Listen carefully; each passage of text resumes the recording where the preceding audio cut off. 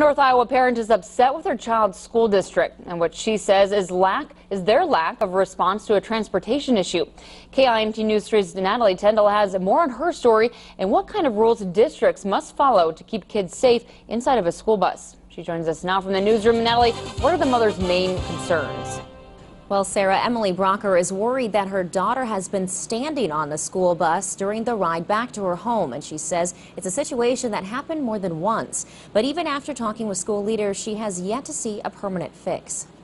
Emily Brocker is concerned. Her daughter, who goes to Garner Hayfield Elementary School, has a problem with her transportation home from class. She would come home and say, I don't want to ride the bus, I don't like the bus.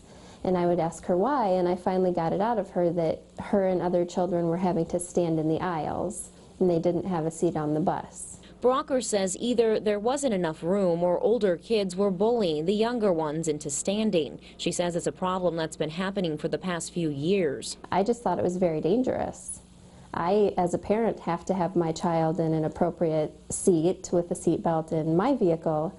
So I didn't understand why the school didn't have to obey the same rules. She's contacted district leaders many times, at one point even sitting down with them to watch the bus video of the kids standing. But while they have made some changes, they end up being temporary, and the issue keeps happening. I didn't intend to take it this far, but I feel like the safety of my child and other children is in the balance. According to the Iowa State Patrol, there are rules and laws that are in place when it comes to overcrowding on buses. There's an occupancy for the bus, and that occupancy is made by the manufacturer, and it needs to be followed by the school. He says it's not okay for kids to be standing on a moving bus. They have to be seated for their safety, for the driver's visibility, and just for orderliness on the bus. And for this parent, it's not just her daughter she's worried about. So the easy thing to do would be for me to just pull my child from the bus. But then if something happened to someone else's child who was standing in the aisle, I wouldn't be able to forgive myself for not speaking up.